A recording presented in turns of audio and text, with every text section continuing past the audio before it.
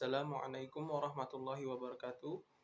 Izin memperkenalkan diri, nama Rizky Ramadan, NPM 20510404998 dari Prodi Manajemen Bisnis Syariah kelas C. Fakultas Ekonomi dan Bisnis Islam UIN Raden Intan Lampung. Pertama-tama, marilah kita panjatkan puja dan puji syukur atas kehadirat Allah Subhanahu wa taala yang sebab nikmat dan karunia-Nya lah saya dapat menyelesaikan tugas ini. Salawat serta salam tak lupa kita sanjung agungkan pada junjungan kita Nabi Allah Nabi Muhammad Sallallahu Alaihi Wasallam yang kita tunggu syafaatnya insyaallah di yaumil akhir kelak. Yang saya hormati Ibu Gina Ulfa Saifur Rahman LC.ME SY selaku dosen pengampu mata kuliah Fikih Muamalah serta teman-teman sekalian yang saya banggakan. Baiklah, pada video kali ini saya ingin memaparkan PowerPoint saya tentang materi akad.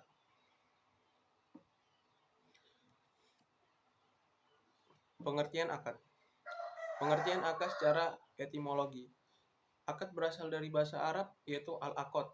Secara etimologi mempunyai banyak pengertian, antaranya mengikat, menghimpun, menyepakati, menguatkan, dan mengumpulkan di antara dua sesuatu. Pengertian akad secara terminologi. Secara terminologi, akad adalah keterkaitan antara ijab atau pernyataan penawaran, pemindahan kepemilikan, dan qabul atau pernyataan penerimaan kepemilikan dalam lingkup yang disyariatkan dan berpengaruh pada sesuatu.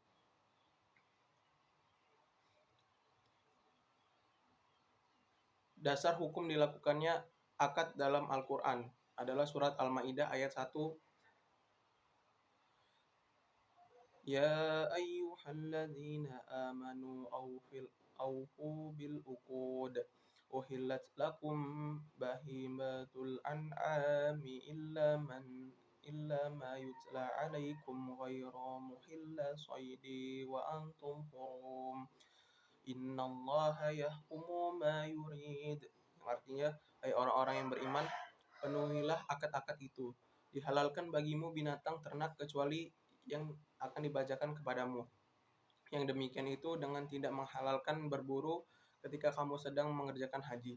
Sungguhnya Allah menetapkan hukum-hukum menurut yang Ia kehendaki. Yang menurut hukum-hukum yang dikehendakinya. Rukun dan syarat akad. Rukun dan syarat akad terbagi menjadi 3. Yang pertama yaitu ada akid, ma'uqud, dan sighat atau ijab qabul. Yang pertama akid atau orang yang melakukan akad. Akid adalah pihak-pihak yang melakukan transaksi atau orang yang memiliki hak yang akan diberi hak. Akid adalah pihak yang melakukan transaksi atau orang yang memiliki hak dan yang akan memberi hak. Seperti dalam jual hal beli, mereka adalah penjual dan pembeli. Syarat akid yang ada 2. Yang pertama itu ahliyah. Kedua belah pihak memiliki kecakapan dan kepatutan untuk melakukan transaksi. Aliyah ini, yang dimaksud aliyah itu jika telah baligh atau mumayyiz dan berakal. Berakal di sini yang dimaksud berakal adalah dapat membedakan antara yang hak dan yang batil. Yang kedua wilayah. Wilayah diartikan sebagai hak dan kewenangan seorang yang mendapatkan legalitas syar'i untuk melakukan transaksi atau subjek tertentu atau transaksi atas suatu objek tertentu. Yang kedua, rukun dan syarat akad. Ya, yang kedua yaitu ma'uqud alaih atau objek transaksi. Ma'uqud alaih adalah syarat yang harus dipenuhi oleh objek akad. Syarat yang harus dipenuhi yaitu pertama ada objek transaksi harus ada ketika akad atau kontrak sedang dilakukan. Yang kedua, objek transaksi harus berupa mal mutaqawwim atau harta yang diperbolehkan syara' untuk ditransaksikan dan dimiliki penuh oleh pemiliknya. Yang ketiga, objek transaksi bisa diserah terimakan saat terjadinya akad. atau dimungkinkan di kemudian hari. Yang keempat, adanya kejelasan tentang objek transaksi. Yang kelima, objek transaksi harus suci, tidak terkena najis, dan bukan barang najis. Rukun dan syarat akad yang ketiga yaitu sigot atau ijab qabul. Ijab menurut ulama Hanafiyah adalah penetapan perbuatan tertentu yang menunjukkan keridhaan yang diucapkan oleh orang baik yang menyerahkan maupun yang menerima. Qabul adalah orang yang berkata setelah orang yang mengucapkan ijab menunjukkan keridhaan atas ucapan yang pertama. Jadi dapat disimpulkan bahwa ijab qabul adalah ungkapan yang menunjukkan kerelaan atau kesepakatan dua pihak yang melakukan kontrak atau akad. Syarat yang harus dipenuhi dalam ijab qabul. Yang pertama yaitu adanya kejelasan maksud antara kedua belah pihak. Yang kedua, adanya kesesuaian antara ijab dan qabul. Yang ketiga, adanya pertemuan antara ijab dan qabul atau berurutan dan menyambung. Yang keempat, adanya suatu majelis akad dan adanya kesepakatan antara kedua belah pihak, tidak menunjukkan penolakan dan pembatalan dari keduanya. Pembagian akad. Pembagian akad dibagi menjadi 7. Yang pertama itu berdasarkan keabsahannya menurut ketentuan syara. Yang kedua, berdasarkan dari segi penamaannya. Yang ketiga, berdasarkan disyariatkan atau tidaknya akad. Yang keempat, berdasarkan tanggungan atau kepercayaan yang bersifat ganda. Yang kelima, berdasarkan waktu dan pelaksanaannya. Yang keenam, berdasarkan akad pokok dan tambahan atau mengikut. Nomor 7, yang terakhir, berdasarkan tujuan atau niat si pelaku akad. Yang pertama yaitu berdasarkan keabsahannya menurut ketentuan syarah. Menurut keabsahannya juga terbagi menjadi dua yaitu akad sahih dan akad yang tidak sahih. Akad sahih adalah akad yang memenuhi rukun dan syarat yang ditetapkan oleh syarah.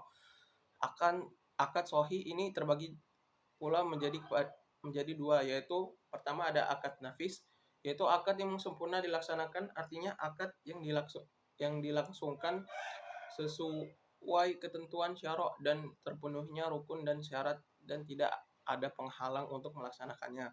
Yang kedua, akad ma'ukuf yaitu akad yang dilaksanakan seseorang yang cakap bertindak hukum tetapi tidak memiliki kewenangan untuk melangsungkan dan melaksanakan akad itu, seperti akad yang dilakukan oleh anak kecil yang sudah mumayyiz atau berakal. Mumayyiz ini artinya sudah balik. Yang kedua dari berdasarkan keabsahannya, yang kedua yaitu ada akad yang tidak sahih. Akad yang tidak sahih adalah akad yang tidak memenuhi rukun dan syaratnya sebagaimana yang ditetapkan oleh syara, sehingga seluruh akibat hukum akad itu tidak berlaku dan tidak mengikat pihak-pihak yang berakad. Akad yang tidak sahih dapat dibedakan kepada dua, yaitu yang pertama ada akad batil, yaitu akad yang tidak memenuhi salah satu dari rukun akad. Dengan demikian syaratnya juga tidak terpenuhi atau terdapat larangan syara, seperti tidak jelasnya objek yang diakadkan. Yang kedua, akad fasid, yaitu akad yang semua rukunnya terpenuhi namun ada syarat yang tidak terpenuhi. Yang kedua, akad berdasarkan dari segi penamaannya. Yang pertama itu ada akad musammah, yaitu akad yang telah ditetapkan syara dan telah ada hukumnya seperti al-bai atau jual beli, al-hibah atau hibah, al-qard atau pinjaman, dan al-ijarah atau sewa menyewa. Yang kedua, ghairu musammah, yaitu akad yang penamaannya ditetapkan oleh masyarakat sesuai dengan kebutuhan mereka di sepanjang zaman dan tempat, seperti al-istisna, bai al-wafa, dan lain-lain. Yang ketiga, akad berdasarkan disyariatkannya atau tidaknya akad. Yang pertama ada akad musyara'ah, ialah akad yang dibenarkan syara' untuk dilaksanakan dan tidak ada larangan padanya, seperti pegadaian dan jual beli. Yang B, akad mamnu'ah, ialah akad yang dilarang oleh syara' untuk dilaksanakan, seperti akad donasi harta anak di bawah umur dan menjual anak kambing dalam perut ibunya. Yang keempat, akad berdasarkan tanggungan kepercayaan bersifat ganda. Yang pertama ada akad daman, yaitu akad yang mengalihkan tanggungan risiko atas kerusakan barang kepada pihak penerima pengalihan sebagai konsekuensi dari pelaksanaan akad tersebut, sehingga kerusakan barang yang telah diterimanya melalui akad tersebut berada dalam tanggungannya.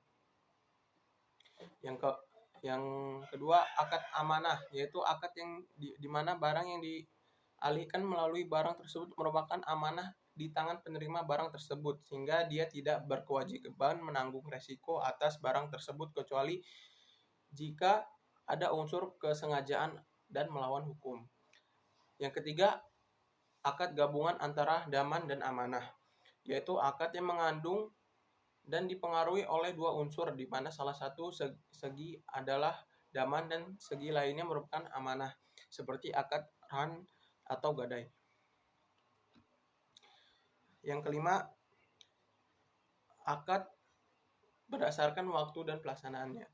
Akad fa'uriyah, yaitu akad yang dalam pelaksanaannya tidak memerlukan waktu yang lama. Pelaksanaan akadnya hanya sebentar saja, seperti jual beli.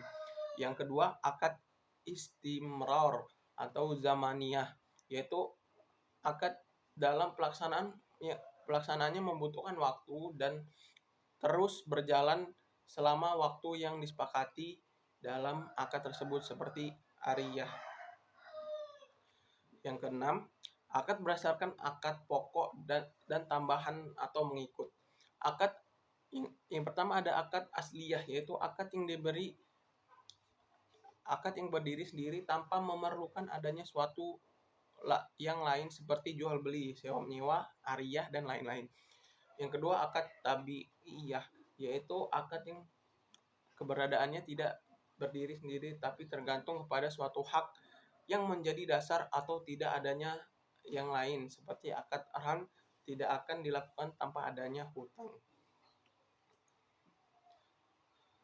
Yang ketujuh, akad berdasarkan tujuan atau niat si pelaku akad. Yang pertama ada akad tabarru atau gratuitous contract, yaitu akad yang dimaksudkan untuk menolong dan murni karena mengharapkan pahala dari Allah Subhanahu wa taala, jadi tidak ada unsur mendapatkan keuntungan. Akad tijari atau kompensasional kontrak, yaitu akad yang dimaksudkan untuk mencari dan mendapatkan keuntungan.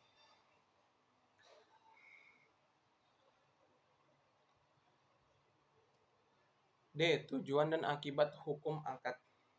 Menurut ulama fikih, setiap bentuk akad tentu memiliki tujuan dan akan mempunyai akibat hukum, yaitu tercapainya sasaran yang akan diraih dari sejak mula akad dilaksanakan, seperti pemindahan hak milik dari penjual kepada pembeli, dan akad itu bersifat mengikat bagi pihak-pihak yang berakad. Tidak boleh dibatalkan kecuali disebabkan hal-hal yang dibenarkan oleh syara', seperti terdapat cacat pada objek akad atau akad tidak sesuai dan tidak memenuhi ketentuan rukun dan syarat akad. Prinsip akad dalam Islam. Prinsip akad dalam Islam terbagi menjadi 6. Yang pertama ada prinsip kebebasan berkontrak, prinsip perjanjian mengikat, prinsip kesepakatan bersama, prinsip ibadah, prinsip keadilan dan keseimbangan prestasi, Dan yang terakhir, prinsip kejujuran atau amanah. Berakhirnya akad. Akad berakhir disebabkan oleh beberapa hal, di antaranya sebagai berikut. Yang pertama, berakhirnya masa berlaku akad tersebut apabila akad tersebut tidak mempunyai tenggang waktu. Yang kedua, dibatalkan oleh pihak-pihak yang berakad apabila akad tersebut sifatnya tidak mengikat. Yang ketiga, dalam akad sifatnya mengikat, suatu akad dapat dianggap berakhir jika pertama, jual beli dilakukan fasad seperti terdapat unsur-unsur tipuan, salah satu rukun atau syaratnya tidak terpenuhi. Yang kedua, berlakunya khiyar, syarat, aib, dan ruqyat. Yang ketiga, akad tersebut tidak dilakukan oleh salah satu pihak secara sempurna. Dan yang terakhir, salah satu pihak yang melakukan akad meninggal dunia. Hikmah akad.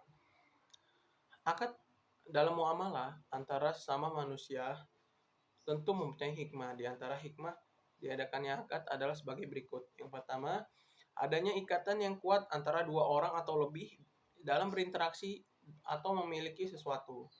Yang kedua, tidak dapat sembarangan dalam membatalkan suatu ikatan perjanjian karena telah diatur secara syar'i.